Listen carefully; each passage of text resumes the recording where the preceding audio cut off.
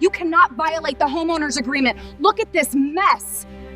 Are you serious right now? I just got home from overseas.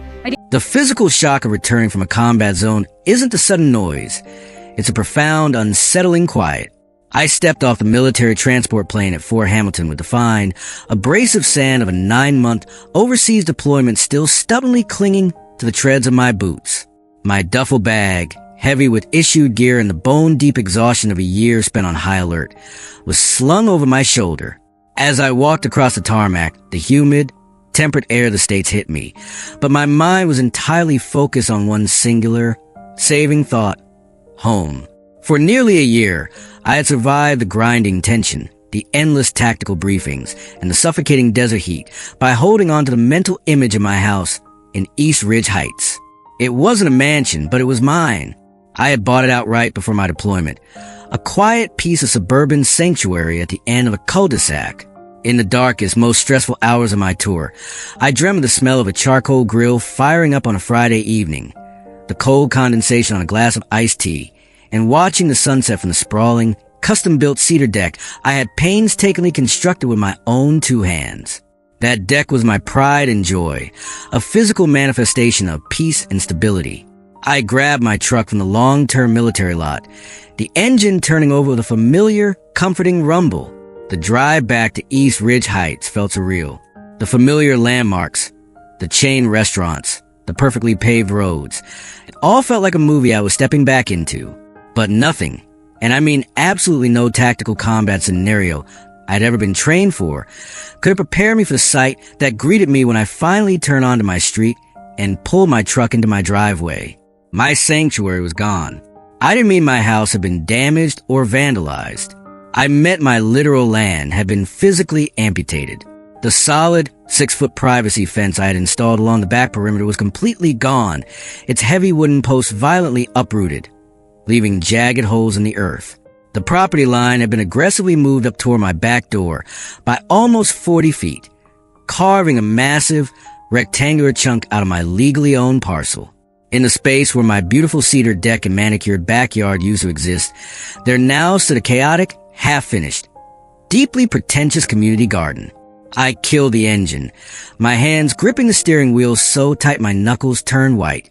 I stepped out of the truck, my boots hitting the driveway pavement, and just stared. The area was surrounded by flimsy, bright green plastic snow fencing. Warped, unpainted wooden planter boxes were scattered haphazardly across the dirt. But the worst part, the absolute insult to injury, were the aggressively cheery, laminated homeowners association signs staked into my former lawn. They read, in bright Comic Sans font, East Ridge Heights Community Roots, fostering growth and togetherness. I walked slowly toward the plastic fencing, staring at the patch of disturbed dirt like it had personally insulted my ancestors. The sheer audacity of it was paralyzing. Someone had brought in a bulldozer, ripped out my property, and planted tomatoes on it while I was in a combat zone. That was the exact moment I heard her voice. It was a high-pitched, nasal sound that could peel the rust off a battleship. "Oh, Henry, you're back." I turned slowly, the heavy fabric of my uniform shifting, to see Amanda Langford. She was the undisputed tyrant and president of the East Ridge Heights HOA. She was in her mid-50s, sporting a sharply angled bleach blonde bob that practically screamed, "I demand to speak to the regional manager." She was draped in a pastel pink cardigan draped over her shoulders, tied at the neck, and she was strutting down the subdivision's sidewalk with the supreme, unearned confidence of a feudal lord surveying her serfs. She carried a clipboard, her weapon of choice, and a massive iced coffee. "You've got some nerve, Amanda," I said, my voice dropping an octave, dangerously low and perfectly calm. I didn't yell. Yelling gave away power. Want to tell me why a third of my legal property is currently masquerading as a community vegetable patch? She didn't flinch. In fact, she tilted her head with a patronizing little smile, treating me like a toddler throwing a tantrum in the middle of a grocery store. "Well, technically, Henry, that rear parcel was always a bit of a gray zone," she purred, waving a manicured hand dismissively toward the ruins of my backyard. "The HOA board did a thorough neighborhood review last quarter. We determined it was unclaimed, unutilized space. We took a vote, and we decided to repurpose it for the greater good of the community. You really weren't using it anyway, were you? I mean, the house has been sitting empty for nearly a year. I stared at her, the sheer, breathtaking narcissism momentarily freezing my brain. I have a legal property deed that says otherwise. Amanda, it's not a gray zone. It's my backyard. I built a deck on it. A deck you destroyed. She let out a breathy, condescending laugh, adjusting her grip on her clipboard. Oh, Henry, let's not be dramatic. I'm sure we'll sort out the paperwork eventually. But the garden's already been approved by the committee, the funds have been allocated, and the soil has been treated. You know how it is in real estate. Use it or lose it. She took a sip of her iced coffee, her eyes scanning me up and down, clearly unimpressed by the uniform. Maybe you shouldn't leave your property abandoned for so long next time. We have community standards to uphold here, and an overgrown, empty lot just drags down everyone's property values. You should really be thanking us for beautifying the space. She turned her back on me, dismissing me entirely, and began walking away. She was utterly oblivious to the fact that she hadn't just poked a bear.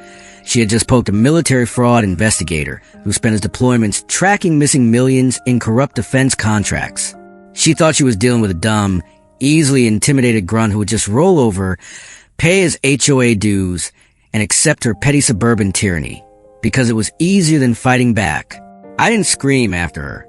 I didn't threaten her with violence. The anger simmering in my chest wasn't hot and chaotic. It was icy, precise, and deeply methodical. I watched her pink cardigan disappear around the corner of the cul-de-sac. Use it or lose it, she had said. I turned back to my truck, ignoring the front door of my house entirely. I didn't go inside. I didn't unpack my duffel bag. I climbed right back into the driver's seat, the engine roaring to life. I was going to the county records office. Amanda Langford thought she was the sheriff of this little neighborhood. But she was about to learn a very harsh lesson about what happens when you steal from someone whose entire profession is dismantling corrupt organizations piece by legal piece. The drive to the county records office took exactly 22 minutes, but in my head, I was already leagues ahead, mapping out the architecture of a takedown. My entire military career had been built on finding the loose thread in a tapestry of lies and pulling until the whole thing unraveled. I spent my deployment sitting in sweltering, sand-blasted tents, tracing supply chain logistics, auditing phantom invoices, and exposing corrupt defense contractors who thought they could skim millions off the top of government allocations. I knew how to follow the paper. I lived for the paper trail. To me, a forged document wasn't just a lie. It was a map pointing directly to the liar. I walked through the heavy glass doors of the county administration building. The sterile, aggressively air-conditioned environment, a sharp contrast to the humid afternoon heat. I was still in my combat boots and uniform, drawing a few curious glances from the civilians milling about, but my focus was locked on a gold-lettered sign at the end of the hall. Deeds and property records. I stepped up to the counter. Behind the thick plexiglass sat a woman in her late 60s, a knitted shawl draped over her shoulders and a name tag that read Martha. She looked up from her computer, adjusting her reading glasses on a chain around her neck, and offered a warm, grandmotherly smile. "How can I help you today, son?" "And welcome home," she said, nodding at my uniform. "Thank you, ma'am," I replied, my voice steady, betraying none of the absolute fury bubbling beneath the surface. "I need to pull the complete property history, plat maps, and recent filings for Lot 43 in the East Ridge Heights subdivision. My name is Henry Carter. I'm the owner of record." Martha tapped away at her keyboard with practiced efficiency. "Lot 43, Henry Carter. Let me just pull that up on the main screen." She clicked a few more times, and the digital plat map appeared, glowing against the harsh fluorescent lights of the office. I leaned in. Just as I remembered, my property line was exactly where the county had originally surveyed it when the subdivision was built. A perfect, uninterrupted rectangle encompassing the house, the side yards, and the deep, spacious backyard where my deck used to sit. "Looks like a standard plot, Mr. Carter," Martha said, squinting at the screen. "Everything seems in order from the original purchase. Can you check the filings for the last 9 months?" I asked, leaning my forearms against the counter. Specifically, look for any boundary corrections, easements, or partial deed transfers. Martha hummed a little tune as she clicked into a different directory. Suddenly, the humming stopped. She frowned, leaning closer to her monitor as if the pixels had personally offended her. "Well, honey, that's incredibly strange," she muttered, her brow furrowing deeply. "It looks like the Homeowners Association submitted a formal boundary correction and a partial deed transfer while you were deployed. It was processed and recorded exactly 4 months ago. Print it," I said, the words coming out sharper than I intended. Martha didn't argue. The printer whirred to life, spitting out 6 pages of dense legal jargon. She stapled the packet and slid it beneath the plexiglass gap. I picked up the documents, my eyes scanning the text with the rapid, practiced precision of an auditor. It was a masterclass in bureaucratic camouflage. The first document was a boundary adjustment request, falsely claiming that the initial subdivision developer had improperly surveyed the lots on my side of the street, leaving a vacant, unassigned parcel between my property and the community greenbelt. But it was the second document that made my blood run ice cold. Attached to the bogus survey was a notarized affidavit, a quitclaim deed, allegedly signed by me. It formally transferred 20% of my lot, the exact 40-foot expanse Amanda had bulldozed, to the East Ridge Heights HOA for essential community enhancements and beautification.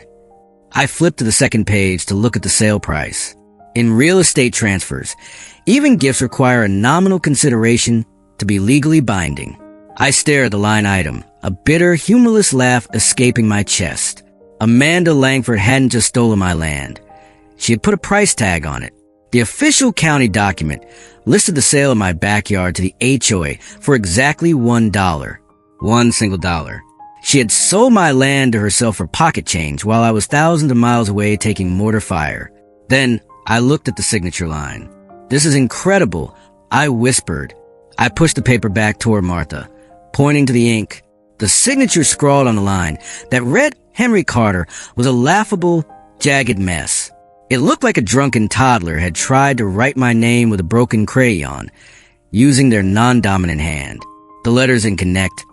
The loops were frantic, and it looked absolutely nothing like the clean, structured signature on my original mortgage documents, which were sitting right there in the county database. Beside the atrocious forgery was a bright blue notary stamp, proudly bearing the name Deanna K. Rudd, accompanied by a perfectly legible, flowery signature. "Martha," I said, looking up to meet her eyes. I was stationed in the Middle East on the date this document was supposedly signed and notarized in this county. They had absolutely no authority to do this. This is a forged signature on a fraudulent real estate transfer. Martha gasped, her hand flying to her mouth, her eyes wide behind her glasses. "Oh my heavens, are you absolutely sure? Falsifying a deed, that's a severe felony, Mr. Carter. That's a federal offense if it crosses certain lines." "I'm positive," I said. "I need certified, stamped copies of every single piece of paper the HOA has filed in the last 12 months. Every permit, every deed, every boundary adjustment. All of it." I walked out of that office 30 minutes later holding a thick manila envelope that felt heavier than a loaded rifle. I wasn't feeling helpless rage anymore. I felt the cold, calculating thrill of a predator that is just locked onto fresh tracks. Amanda thought she was dealing with a naive homeowner who would be too intimidated by HOA bylaws and legal jargon to fight back. She had no idea she had just handed a loaded weapon to a man who destroyed corrupt organizations for a living. When I got back to my house, I still didn't unpack my clothes. I bypassed the bedroom entirely. From the depths of my military gear, I pulled out a set of 4 high-definition, military-grade security cameras. Within an hour, I had them mounted under the eaves of my roof. 2 covered the front yard and the street. 2 were pointed directly at the stolen backyard and the absurd, half-finished community garden. They were cloud-linked, motion-activated, and captured perfect audio. My house was no longer just a home. It was a forward operating base. I sat down at my kitchen table, the manila envelope resting in the center like an unexploded bomb. I pulled out my phone and scrolled to a number I hadn't dialed in nearly a year. Curtis wasn't just my best friend from college. He was a ruthless, terrifyingly efficient corporate litigator at one of the most aggressive law firms in the state. He wore $3,000 suits, drank scotch that cost more than my truck, and he owed me a massive, life-altering favor from our time in undergrad. The phone rang twice before he picked up. "Carter, tell me you're not calling me from a satellite phone in the desert. I'm sitting in my kitchen, Kurt. I just got back." "Thank God," he exhaled. "I'm buying you a steak the size of a hubcap this weekend. What's going on? You sound entirely too calm for a man who just got home." I looked at the forged signature, tracing the jagged, lying ink with my eyes. "Curtis," I said, my voice deadpan, "how do you feel about dismantling a suburban dictatorship?" Curtis was sitting at my kitchen table by 7 a.m. the following morning. He had let himself in with the spare key I kept hidden in the garage, bringing with him 2 massive cups of black coffee and a leather briefcase that cost more than my first car. He was already wearing a tailored sharkskin suit, looking sharp, predatory, and entirely out of place in my rustic, half-unpacked kitchen. I slid the manila envelope across the table. Curtis didn't say a word as he opened it. He spread the documents out. The boundary adjustment, the $1 deed, and the forged signature, and leaned over them with the reverence of a bomb squad technician examining a tripwire. "She really did it," Curtis whispered, tapping the fake notary stamp with the end of the silver pen. He looked up at me, a dangerous, thrilling grin spreading across his face. "Henry, this isn't just a petty suburban civil dispute over a fence line. This is a criminal enterprise wearing a pastel cardigan. We got wire fraud, forgery, illegal property seizure, and filing false government documents. So, how do we hit her?" I asked, taking a sip of the scalding coffee. "We don't," Curtis said, leaning back and crossing his arms. "Not yet. If you knock on her door and scream, she gets defensive. She calls a lawyer. She starts shredding documents. She rallies the HOA board to circle the wagons. Bullies like Amanda Langford thrive on conflict. They feed on your frustration to justify their victim complex. The most terrifying thing you can give a narcissist is absolute silence. It was a perfect trap. The beauty of the strategy was the psychological warfare of it. I knew how to run surveillance, and I knew that targets get sloppy when they think they are unobserved and victorious. So, for the next 3 weeks, I played the part of the defeated, exhausted soldier. I didn't send a single angry email to the board. I didn't confront Amanda. I didn't even post a passive-aggressive complaint on the neighborhood Facebook group. Instead, I went to the local hardware store, bought a push mower, and quietly mowed the pathetic patch of grass I had left. Every evening, Amanda would take her scheduled power walk through the cul-de-sac. She would strut past my house, throwing smug, triumphant glances at my decimated backyard. Once, she even offered a patronizing little wave. I was standing on my porch, drinking a beer. I just raised a bottle in a silent, deadpan toast. Let her feel invincible. Let her feel like the undisputed queen of the neighborhood. What she didn't know was that my cloud-linked cameras were capturing every second of her patrols. They were also recording the daily activities of the crew she had hired to build her little garden. Using my background in supply chain logistics, I ran the license plates of the beat-up vans parked on my stolen dirt. It took me 10 minutes to figure out that Greenscape Community Solutions wasn't a licensed landscaping firm. It was 3 guys operating without a municipal permit, no liability insurance, and no state tax ID. Meanwhile, Curtis and I had turned my dining room into a full-blown war room. We had white boards propped against the walls, connected by red string and sticky notes. Our first major target was a notary, Deanna K. Rudd. "I found her," Curtis announced one evening, tossing a printed dossier onto the table. It took a private investigator exactly 40 minutes. Deanna K. Rudd is Amanda Langford's 22-year-old niece. She lives in a sorority house in Tampa, Florida. Does she have a notary license? I asked. Not in this state, and not in Florida. Curtis laughed, shaking his head. The stamp on your forged deed? I found the exact template on a cheap custom office supply website. Anyone can order one for $15. Furthermore, Deanna's Instagram is public. On the exact date, she supposedly sat in our county courthouse to notarize your signature. She was posting geotag selfies from a foam party in Clearwater Beach. With the forgery definitively proven, we aim higher. We started pulling the East Ridge Heights HOA's public financial filings with the state. The more I dug into the ledgers, the worse it smelled. I was used to tracking millions in fan and defense spending, and this was child's play in comparison. I found beautification funds being funneled into mysterious LLCs, inflated invoices for routine maintenance, and irregular reserve drawdowns that perfectly coincided with the approval of Amanda's pet projects. I even attended the monthly HOA meeting, sitting quietly in the back row in plain clothes. I recorded the entire hour on my phone. I sat there completely stone-faced as Amanda stood at the podium and proudly bragged about the new community garden, taking full credit for optimizing underutilized community assets for the greater good. She didn't even look in my direction. She thought I was broken. Finally, 3 weeks after I returned home, the dossier was 3 inches thick and completely airtight. "It's time," Curtis said one morning, holding a freshly bound stack of legal filings. "We didn't just sue to quiet the title and get my land back. We filed a massive multi-count civil action in county court against the HOA and Amanda personally, citing fraudulent management of real estate. More importantly, Curtis filed an emergency ex parte injunction to immediately freeze every single financial account the HOA held and halt any ongoing construction. By sheer luck of the draw, our case was assigned to Judge Thomas Rawls. Rawls was a retired Marine Corps colonel who had served in Desert Storm. He was legendary in the county for 2 things: his absolute zero-tolerance policy for courtroom nonsense and his deep, abiding respect for active duty military and veterans. As Curtis walked into the courthouse to file the paperwork, I sat in my truck down the street from my house.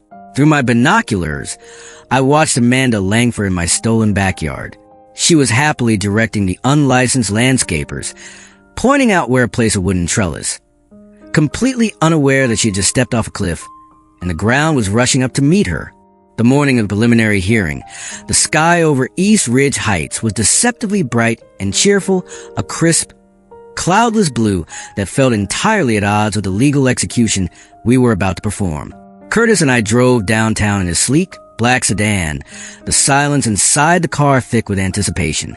We pulled up to the county courthouse, a brutalist concrete monolith that smelled faintly of industrial floor wax, stale coffee, and generations of localized anxiety. I was wearing my Class A dress uniform. It wasn't a prop. It was a calculated sign of respect for the venue and, more importantly, for the man sitting on the bench. Curtis, meanwhile, had arrived dressed for a slaughter.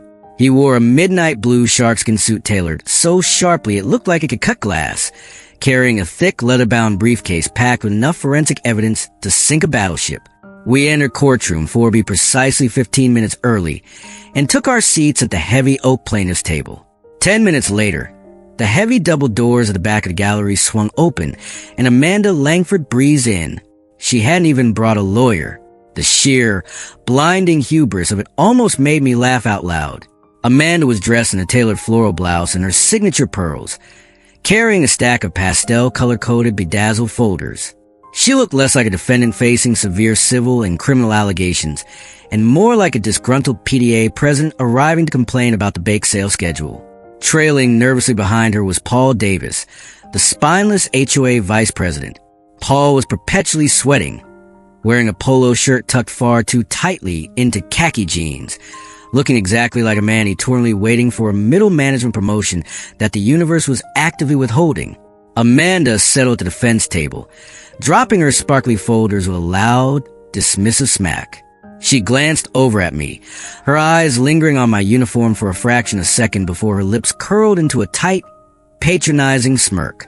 She leaned over and whispered something to Paul, who offered a weak, terrified little nod. She was entirely convinced this was a minor annoyance, a quick 15-minute scolding where she would explain HOA bylaws to a confused judge, and I would be sent home to mow her new garden. Then, the bailiff called the room to order. All rise for the Honorable Judge Thomas Rawls. Judge Rawls emerged from chambers, and the temperature in the room instantly seemed to plummet 10 degrees. He was a tall, imposing man in his late 60s, with stiff, disciplined gait and eyes that scanned the courtroom like he was still actively sweeping for landmines.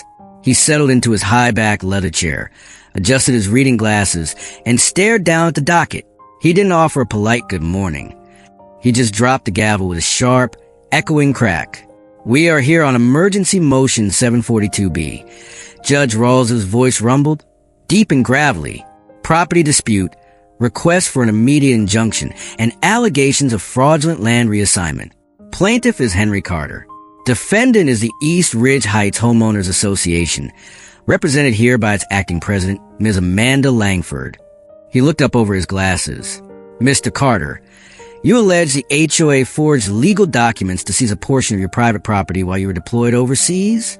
"Yes, Your Honor."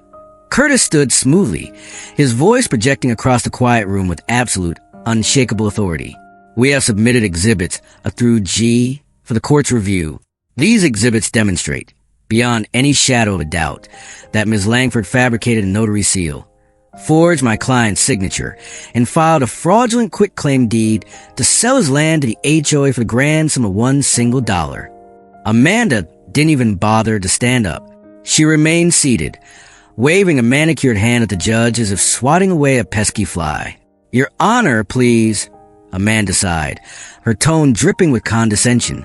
"This is just a silly, overblown misunderstanding. Henry has always been a little territorial about his yard. We did a neighborhood survey and found the land was unutilized. We are simply trying to enhance the community's property values.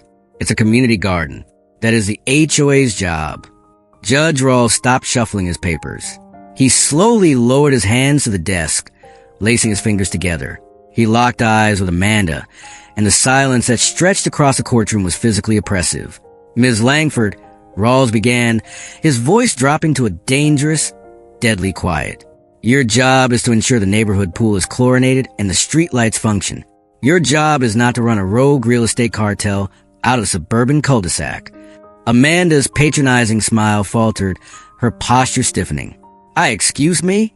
I am looking at Exhibit D," Rawls continued, holding up the forged deed. "A signature purportedly belonging to Mr. Carter, dated October 14th. According to the United States Department of Defense records provided in Exhibit F on October 14th, Mr. Carter was stationed at a forward operating base in the Middle East. Furthermore, the notary stamp belongs to a Ms. Deanna K. Rudd. The plaintiff's counsel has provided photographic evidence that on this exact date, Ms. Rudd was attending a foam party in Tampa, Florida, and does not possess a valid notary license in this state." Paul Davis let out a pathetic, high-pitched squeak. He leaned over, whispering frantically to Amanda, his face completely devoid of color. "Your Honor, we have board approval." Amanda snapped, her voice rising in pitch, finally standing up. "We took a vote. The HOA has broad powers regarding neighborhood beautification. Unless you have a law degree, Ms. Langford, I strongly suggest you stop talking before you incriminate yourself further," Rawls barked, slicing his hand through the air.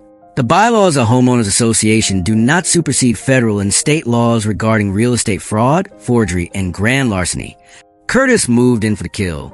He stepped out from behind the plaintiff's table. "Your Honor, given the clear and present evidence of active malicious fraud, the plaintiff motions for an immediate emergency injunction. We request the court freeze all East Ridge Heights HOA financial accounts, suspend all board authority, and halt any and all construction on Lot 43 pending a full forensic financial audit." Judge Rawls didn't even pretend to consider it. He brought his gavel down so hard it sounded like a gunshot. "Motion granted," Rawls declared, his eyes boring into Amanda. "Temporary injunction is issued effective this exact second. All HOA bank accounts are hereby frozen.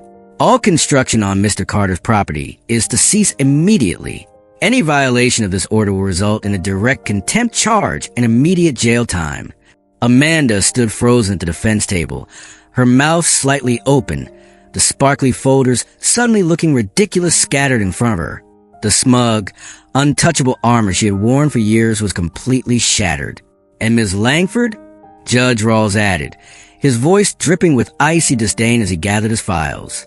"I strongly suggest you use whatever personal funds you have left to retain a very good criminal defense attorney, because when this audit is finished, I assure you, the state will be pressing charges. We are adjourned." As the judge exited the room, I remained seated at the table, perfectly still. I finally turned my head to look at Amanda. All the blood had drained from her face, leaving her pale and trembling. She looked at me, her eyes wide with sudden, suffocating panic, realizing for the very first time that she was locked in a cage with a monster of her own making, and I had just swallowed the key. News in a suburban subdivision doesn't travel, it detonates. By the time Curtis and I pulled back into my driveway after the devastating courtroom ambush, the shockwave of the judge's injunction had already hit East Ridge Heights. The temporary injunction meant an immediate, hard stop to all HOA activities. When I stepped out of Curtis's car, I was greeted by a sight that warmed my cold, vindictive heart. The unlicensed landscaping crew, Greenscape Community Solutions, had shown up in their beat-up vans to plant a row of expensive, mature azaleas in my stolen yard. But they weren't planting anything. They were standing around, looking confused and angry, arguing with a county sheriff's deputy, who was physically handing the foreman the freshly stamped court order. I stood on my driveway, arms crossed, still in my dress uniform, and watched. The foreman threw his hands up in the air, shouted something about getting paid, and then aggressively ordered his men to pack up their tools. Within 10 minutes, the vans peeled out of the cul-de-sac, leaving behind a half-dug trench and a stack of unplanted shrubs. The physical occupation of my land was officially broken, but Curtis, and I knew this was just the beginning. The injunction was merely a tourniquet to stop the bleeding. We needed to amputate the infection entirely. That evening, the invisible wall of fear that had surrounded my house began to crack. As the sun set, casting long, dark shadows across the neighborhood, I got a tentative, almost imperceptible knock on my front door. I checked the camera feed on my phone. Standing on my porch, looking over her shoulder as if Amanda had sniper stationed on the rooftops, was Mary Ellen. Mary Ellen was a soft-spoken, deeply anxious treasurer of the HOA board. She was a retired middle school teacher who wore thick cardigans, even in the summer, and always looked like she was apologizing for taking up space. I opened the door. She was clutching a massive, heavily tabbed 3-ring binder to her chest, like it was a Kevlar vest. "Henry," she whispered, her eyes darting nervously toward the street. "I saw the sheriff's deputy today. I heard about the injunction. You need to see this." I stepped aside and ushered her in, locking the deadbolt behind her. She walked into my kitchen and gently placed a massive binder onto the center of the table. It landed with a heavy, definitive thud. "This isn't the ledger she presents at the monthly board meetings," Mary Ellen confessed, her voice trembling, tears welling in her eyes. "This is the real one, the raw financial data and internal emails. Henry, she's been doing this for years." I poured her a glass of water and opened the binder. My military training took over. I didn't see a suburban neighborhood's petty cash fund. I saw the intricate, heavily obfuscated financial architecture of a hostile organization. I started flipping through the tabs, my eyes scanning the columns of numbers, vendor payouts, and property line adjustments. "She has a type," Mary Ellen explained, wrapping both hands around her glass. "She targets the vulnerable, people who travel a lot, airline pilots, snowbirds who go to Florida for the winter, elderly residents who don't have the energy to fight, and military personnel on deployment. She quietly annexes little slivers of their land, just a few feet here and there. She files boundary adjustments claiming it was an original surveying error, and then uses HOA funds to beautify it. She told us it was to increase property values. But it's not about the land, is it?" I asked, my finger tracing a line item for a $45,000 lighting upgrade in the community park. "No," Mary Ellen sobbed, a tear finally spilling over her cheek. "It's about the money." I leaned over the pages, my mind shifting into the cold, analytical gear of a fraud investigator. I traced the vendor payments. The landscaping company that tore up my yard, the pool maintenance crew that supposedly resurfaced the clubhouse deck, the contractor who installed unnecessary new street signs. Half of them were billing at 300% above market rate. "Look at the vendor addresses," I said, pointing to a cluster of invoices. Apex Solutions, Summit Community Upgrades, and Vista Enhancements. They don't have local physical offices.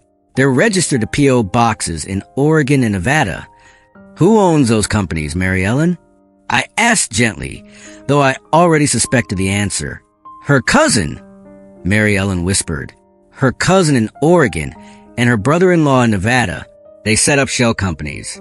Amanda invents a neighborhood crisis, like failing irrigation or substandard common area lighting.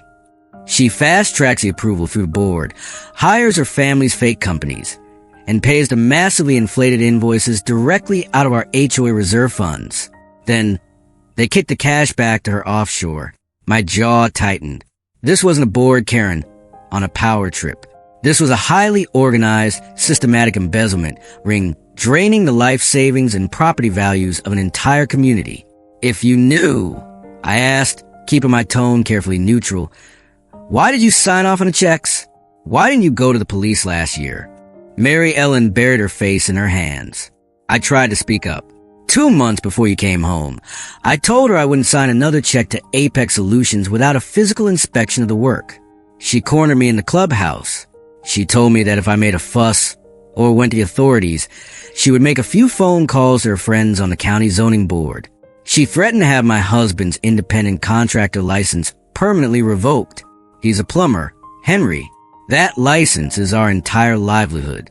His permit renewals had already been mysteriously delayed 3 times that year. I was terrified. Amanda had weaponized the local bureaucracy to extort her own neighbors. She used fear as a management tool and silence as a shield. I closed the binder, the snap of the metal rings echoing in the quiet kitchen. I looked at Mary Ellen. You don't have to be terrified anymore. Amanda Langford's reign is over. I promise you that. As soon as Mary Ellen left, slipping back into the darkness of suburban night, I picked up the phone and called Curtis. It was past 10 p.m., but he answered on the first ring. We have the real books, I told him, staring at the binder. We have internal emails proving coercion, extortion, and systemic embezzlement through out-of-state shell companies. She's laundering the HOA reserves. Curtis let out a low, predatory whistle on the other end of the line. Henry, that elevates this out of county civil court. Money crossing state lines through fraudulent shell corporations? That's wire fraud. That's a federal problem. Draft a brief, I said, a grim smile finally touching my lips. Call the state attorney general's office first thing in the morning. Let's see how Amanda handles the big leagues. Arrogance is a terminal, blinding disease. A smart criminal, when faced with an emergency court injunction, frozen assets, and the undivided wrath of a retired Marine Corps judge, would immediately lay low. They would shred their documents, burn their hard drives, and hire a shark of a defense attorney. But Amanda Langford was not a smart criminal. She was a malignant narcissist who simply could not comprehend a universe where she wasn't the absolute, unquestioned authority. She truly believed that her position as the president of the East Ridge Heights Homeowners Association granted her a kind of sovereign immunity against the laws of the United States. 2 days after Judge Rawls explicitly ordered all construction on my land to cease under threat of jail time, I was awakened at 6 a.m. by the guttural, rattling idle of a heavy diesel engine. I rolled out of bed, instantly alert, and walked to my kitchen window. I pulled the blinds back just enough to see the street. A massive commercial-grade dump truck was backing slowly into the cul-de-sac, its reverse alarm echoing sharply in quiet morning air. It maneuvered precisely over my property line, raised its hydraulic bed, and offloaded a literal mountain of premium, dark-stained cedar mulch directly onto the disputed soil of my stolen backyard. Sticking triumphantly out of the peak of the mulch pile was a freshly painted, pristine white stake bearing a laminated tag. It read in bold, aggressively cheerful lettering, Garden Expansion Phase 2, approved May 3rd by HOA President. She had actually done it. She had blatantly, proudly, and documented LY violated a direct, signed restraining order from a superior court judge. I didn't yell. I didn't run outside in my sweatpants to confront the driver. I didn't knock on Amanda's door. I calmly brewed a pot of coffee, walked out onto my back deck in the crisp morning air, and took out my smartphone. I opened the camera app and recorded a highly detailed, uninterrupted 4K video. I panned across the mountain of illegal mulch, zoomed in on the license plate and the DOT number of the commercial dump truck, and held a tight, steady shot on the laminated sign bearing Amanda's title. I made sure to capture the timestamp on my watch in the frame. I walked back inside, poured my coffee, and emailed the video file directly to Curtis. The subject line was a single word: contempt. Curtis called me less than 3 minutes later. I could hear the furious clacking of his keyboard in the background. "Henry," he said, his voice practically vibrating with a mix of disbelief and predatory joy. "Tell me this is a joke. Tell me she didn't just violate a federal injunction over a pile of wood chips. It's about the principle for her, Kurt," I replied, taking a slow sip of my coffee. "She has to have the last word. She has to prove to the neighborhood that the court order doesn't apply to her. She just handed us her head on a silver platter."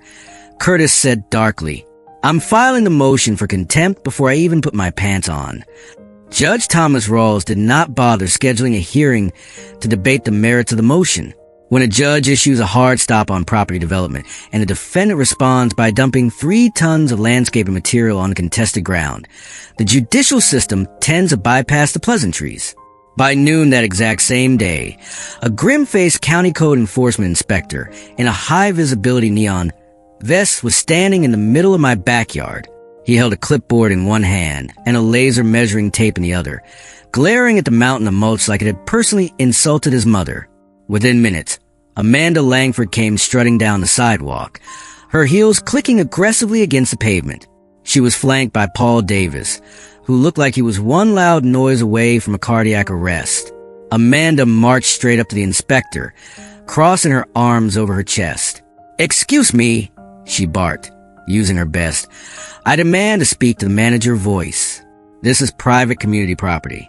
The county has no jurisdiction over our internal beautification initiatives.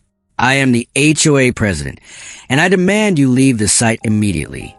The inspector, a burly guy with a graying mustache who had clearly dealt with 1,000 Amandas in his career, didn't even look up from his clipboard.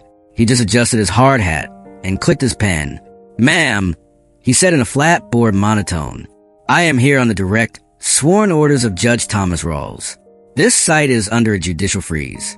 You are currently in violation of a court order. If you don't step back behind the public sidewalk right now, I am going to radio the sheriff's deputy parked at the entrance of your subdivision, and you will leave this neighborhood in the back of a squad car." Amanda's mouth snapped shut. The color drained from her face. For the first time, the reality of the legal buzzsaw she had walked into seemed to penetrate her armor. She took 2 slow steps backward, her hands trembling slightly as she watched the inspector photograph every inch of her illegal landscaping.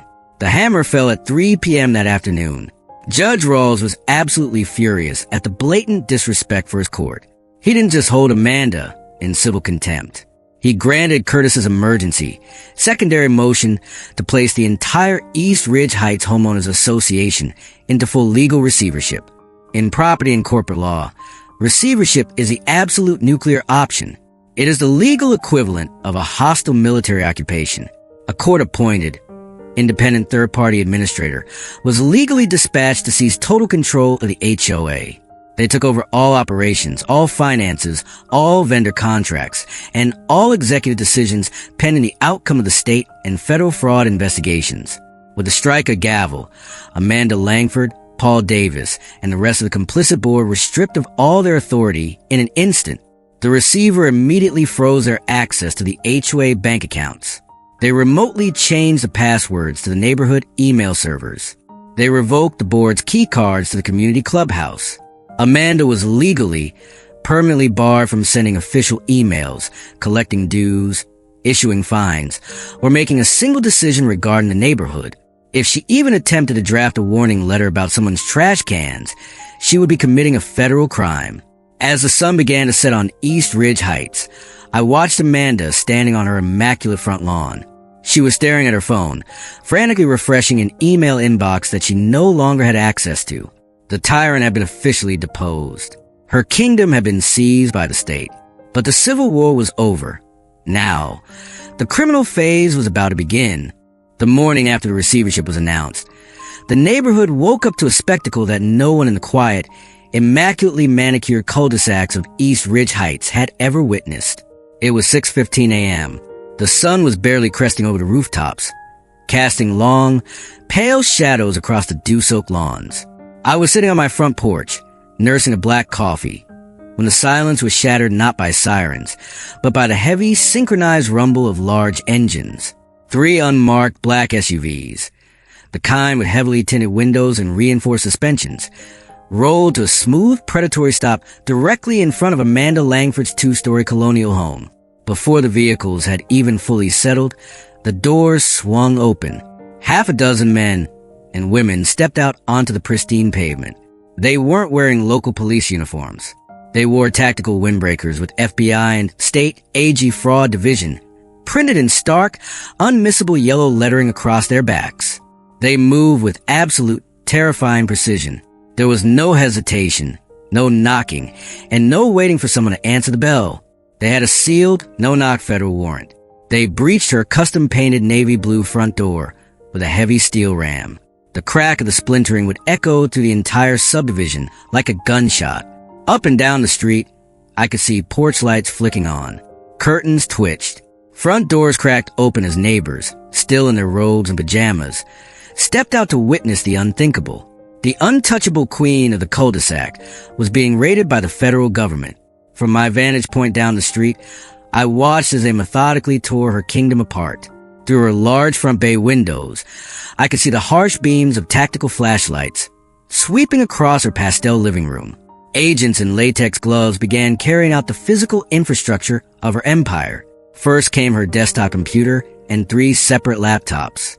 Then came towering stacks of cardboard bankers' boxes, heavy with the stolen financial history of our neighborhood.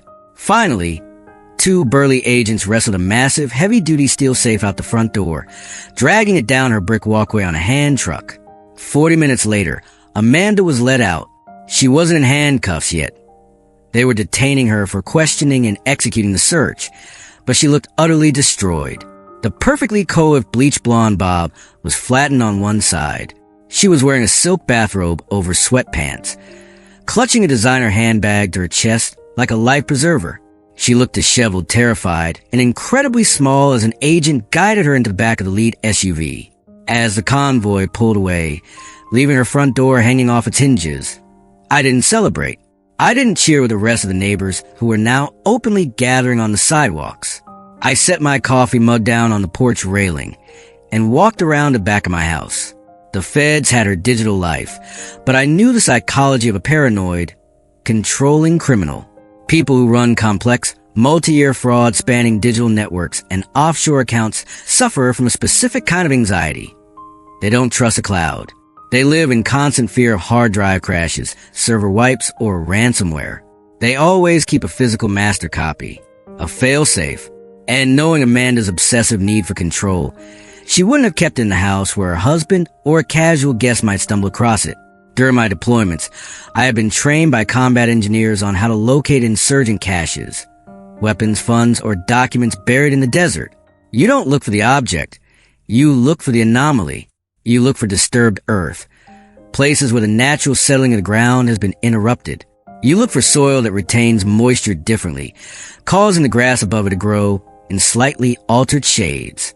I walked the newly restored boundary line of my property, trailing my fingers along the orange county stakes that marked the true edge of my land. I focused entirely on the 40-foot strip Amanda had tried to annex. If she was going to hide something, she would hide on the land she believed she had successfully stolen. Land that wasn't legally tied to her name if a search warrant was executed on her primary residence. Near the back corner, tucked heavily behind a thick, mature row of hydrangeas Amanda's crew had planted to obscure the new property line, I stopped. I crouched down, brushing my hands over the dew-wet grass. There was a slight, unnatural depression in the soil, a perfect rectangle measuring about 2 feet by 1 foot. The grass growing over was newer, a slightly lighter, more vibrant shade of green than the established lawn surrounding it. I walked to my shed, grabbed a heavy steel spade, and returned to the hydrangeas. I drove the shovel into the earth. The soil was loose, lacking the dense, compacted resistance of untouched ground. 2 feet down, the blade of my shovel connected with something hard. It didn't yield like a rock. It made a dull, hollow thud.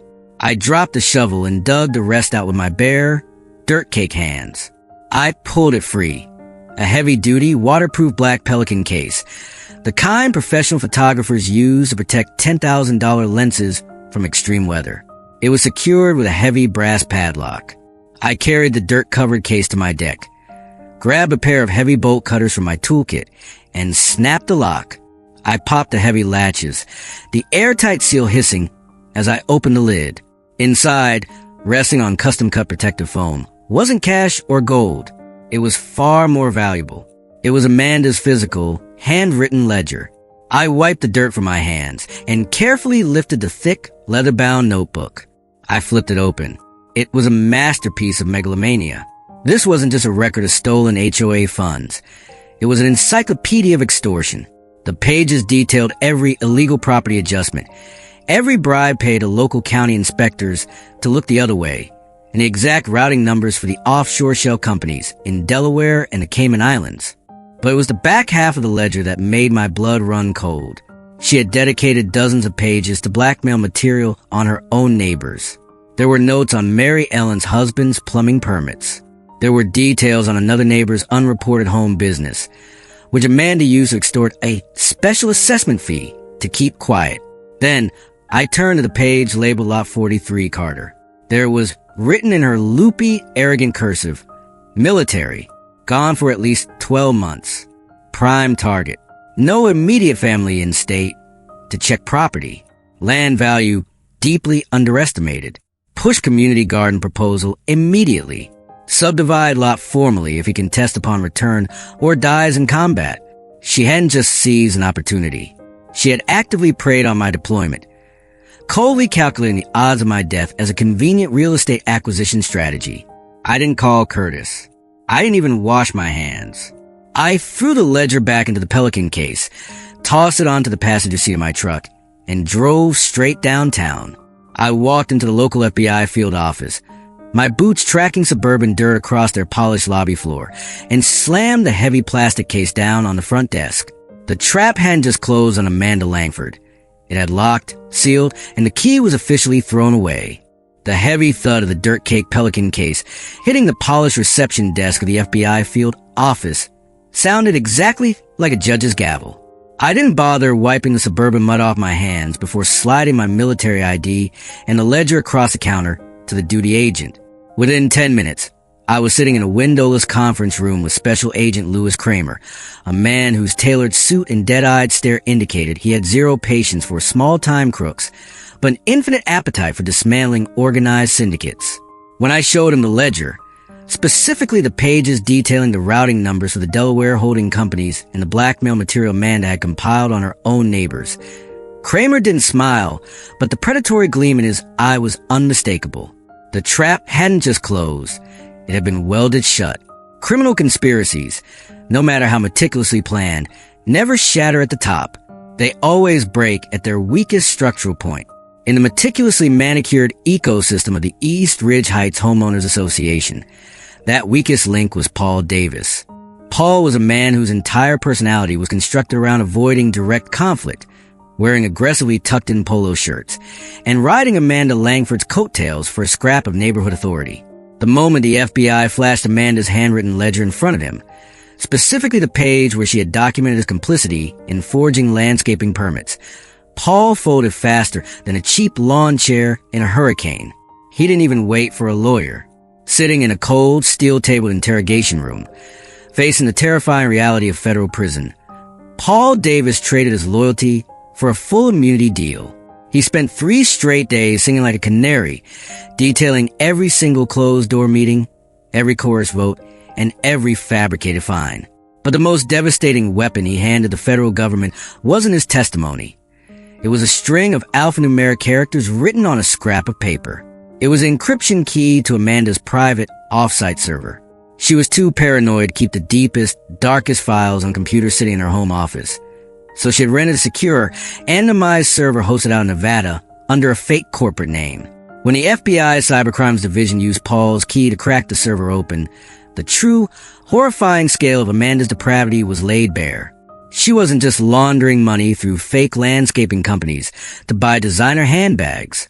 She was engaging in massive, systematic data trafficking. As the HOA president, Amanda had unrestricted access to the intimate personal and financial data of over 300 residents. For years, she had been quietly harvesting it. The server contained highly detailed, categorized profiles on every single family in East Ridge Heights. She had our names, dates of birth, and social security numbers pulled from mandatory HOA background checks. She had unredacted bank routing numbers from residents who had set up auto-drafted HOA dues. She had compiled detailed schedules of when people left for work, when they took vacations, and when their houses were empty. Most chilling of all, she had the digital key codes to our smart garages and the pins to our home security alarm systems. Information she had mandated residents provide to the HOA for emergency community access purposes. She had packaged this incredibly sensitive data into bulk profiles and sold on the dark web and to aggressive, unregulated third-party data brokers. She was quite literally selling the safety of her neighbors to the highest bidder. The federal prosecutors were absolutely salivating. The state charges of forgery and civil property disputes were suddenly the least of her problems. Amanda Langford had officially graduated from a petty suburban tyrant to a legitimate federal cybercriminal. But the cyber division wasn't the only team tearing her empire apart. Over in the financial crimes unit, forensic accountants were following the breadcrumbs left in the buried Pelican case. Using my background in fraud investigation, I had already traced the fake vendor payments to the shell companies in Oregon and Nevada owned by her family members. The feds took it 10 steps further. They subpoenaed the bank records of those shell companies and watched the money flow. The funds, stolen from our HOA reserve accounts, fabricated fines and special assessment fees, were washed through a Delaware holding company to obscure the origin. From there, over $450,000 was electronically wired directly into a numbered offshore bank account in the Cayman Islands. The picture was complete, and it was damning. Amanda had been aggressively draining the neighborhood dry, selling our identities and preparing to vanish. When they had raided her house, hidden beneath a false bottom in her master bedroom dresser, agents had found a fake passport bearing the name Elaine Vance and a one-way, first-class plane ticket to Grand Cayman. The flight had been scheduled to depart exactly 2 days after my initial court hearing. The Department of Justice did not hesitate. They stepped in, formally superseding the local county jurisdiction, and filed a massive 23-count federal indictment. The charges read like a masterclass in white-collar villainy. Multiple counts of wire fraud, mail fraud, aggravated identity theft, money laundering, unauthorized sale of private data, tax evasion, and conspiracy to defraud the citizens of the United States. Because of the fake passport and the offshore flight risk, the federal magistrate categorically denied her bail. Amanda was transferred from a local holding cell to a maximum security federal detention center downtown. She was stripped of her pastel cardigan, her pearls, and her clipboard, forced into a drab, shapeless orange jumpsuit. She was confined to an 8x8 concrete cell for 23 hours a day, completely cut off from a neighborhood she once ruled with an iron fist. The woman who had relentlessly harassed her neighbors over the exact height of their grass and the color of their mailboxes was now facing a reality she couldn't bully, manipulate, or bribe her way out of. The federal government had arrived, and they brought a storm she could not survive. The court-appointed receiver, a relentlessly efficient state lawyer named Sterling, wasted absolutely no time fumigating the rot. With Amanda Langford sitting in a federal holding facility and the entire HOA board either indicted or actively cooperating with the FBI, Sterling called a mandatory emergency community meeting. He didn't hold it in the East Ridge Heights clubhouse. That building was too small, too suffocating, and still reeked of Amanda's popery and petty tyranny. Instead, the meeting was held in the cavernous gymnasium of the town's civic hall. Plainclothes police officers were stationed discreetly at the exits, and a certified court stenographer sat near the stage, fingers poised to record every single word for federal record. Over 400 residents packed the bleachers, and the folding chairs set up on the basketball court. The atmosphere was a volatile, electric mix of shock, betrayal, and a simmering, collective rage that had been suppressed for years. Neighbors who had previously avoided eye contact out of fear of being deemed non-compliant were suddenly shoulder to shoulder, murmuring in hushed, urgent tones. Curtis and I sat in the front row. When Sterling took the microphone, the room fell into a dead, expectant silence. Ladies and gentlemen, Sterling's voice echoed off the polished hardwood floor, carrying the heavy, undeniable weight of state authority. We have concluded the preliminary review of the documentation seized from Amanda Langford and her associates. The court has determined that the land transfers, the vendor contracts, and the special assessments were wholly fraudulent. He paused, letting the reality of the words sink in. Effective immediately, by order of the state Supreme Court, the East Ridge Heights Homeowners Association is officially dissolved. A collective gasp swept through the room, followed almost instantly by a wave of stunned, euphoric relief. Sterling didn't stop there. All authority reverts to the town council until a new, legally compliant governing body can be established, one entirely free of influence from the previous administration. Furthermore, any funds collected under false pretenses will be subject to full restitution. The federal government has successfully frozen the offshore accounts. The money is coming back. A woman 3 rows behind me stood up, her voice shaking. What does that mean for the upcoming quarterly assessments? Or the fines for the trash cans? There won't be any, Sterling replied firmly. All pending fees are permanently suspended. All liens placed on your homes by Amanda Langford are legally expunged. If you have paid into any of her special initiatives in the past 2 years, you will be refunded down to the last penny. Then came the questions. For an hour, Curtis and Sterling fielded the grievances of a neighborhood waking up from a nightmare. Residents asked about the surveillance cameras Amanda had installed on street poles without municipal permits. They were coming down. They asked about the fines for lawn violations that never actually existed in the official state file bylaws. Wiped. They asked about the threatening letters demanding thousands of dollars over unpaid dues that had mysteriously doubled overnight. Null and void. Every question tied back to the exact same answer. Amanda had twisted a neighborhood organization into a private, extortionate fiefdom, and now that fiefdom was burned to the ground. After the meeting, as the crowd spilled out into the cool evening air, I stepped away from the main group. I found myself face to face with Paul Davis near the parking lot. The former vice president looked like a deflated balloon. His posture was slumped, and his eyes darted nervously, unable to meet mine. I didn't know how deep it went at first, Henry, Paul mumbled, his voice a pathetic, reedy whine. I really didn't. I stared at him, my expression entirely flat. You knew enough to fake signatures on legal documents, Paul. You knew enough to hire unlicensed contractors to tear up my property.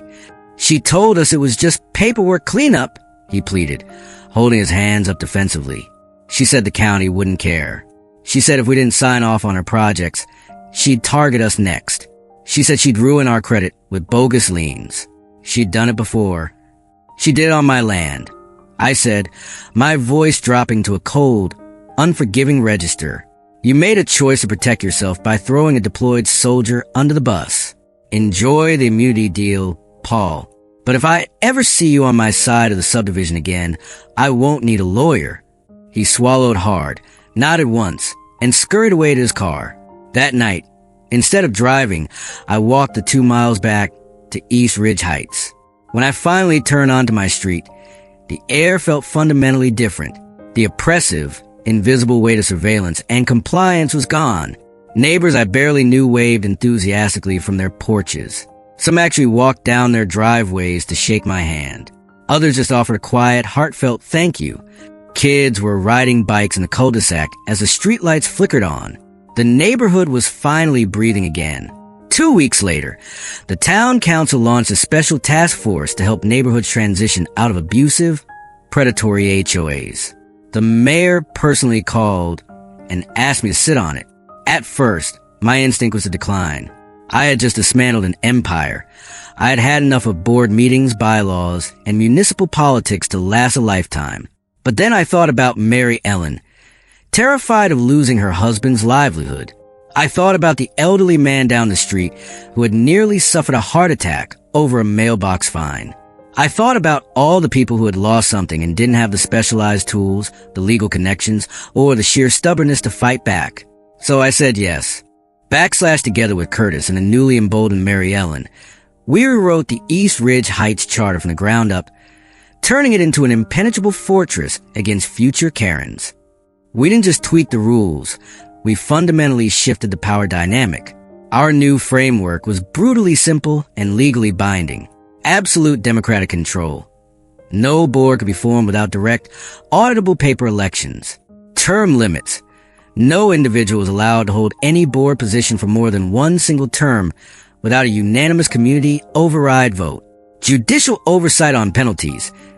Absolutely no fines to be levied and no liens to be filed without a mandatory mediation period and formal approval from a county judge. Total financial transparency. Every financial report, vendor contract, and bank statement had to be posted publicly to a community portal every 30 days. Failure to do so would automatically trigger an independent state audit. The veto. Every resident was granted the legal right to override any board decision regarding land reassignment or special assessments by a simple petition. The East Ridge Heights HOA was permanently dead. In its place, a voluntary, entirely toothless neighborhood association was born. Mandatory dues became optional donations to fund neighborhood barbecues. Monthly grievance meetings became potlucks. Amanda's empire was dismantled, her name reduced to a cautionary tale whispered between porch swings. The community hadn't just been saved.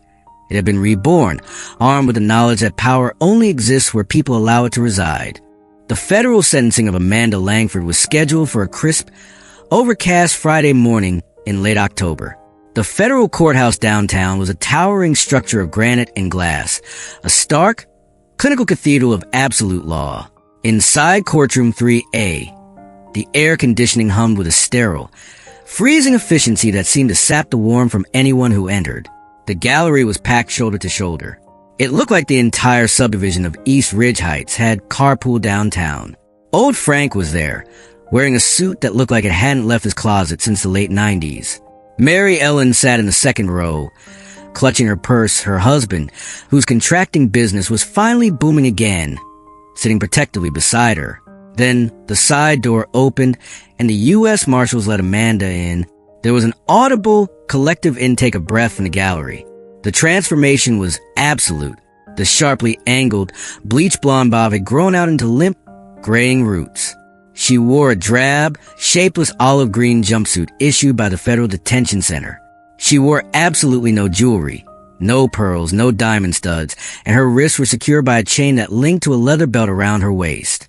She shuffled to the defense table, her eyes fixed firmly on the polished mahogany. She didn't look back at the neighborhood she had terrorized for the better part of a decade.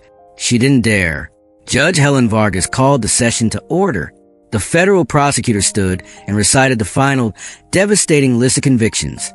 23 counts, encompassing wire fraud, mail fraud, conspiracy, aggravated identity theft, embezzlement, tax evasion, and racketeering. The sheer volume of the crimes echoed in the cavernous room, a testament to unchecked suburban greed.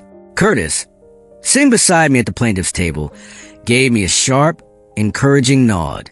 It was time. The court will now hear the victim impact statement, Judge Vargas announced, her gaze softening slightly as she looked in my direction. Mr. Carter, whenever you are ready.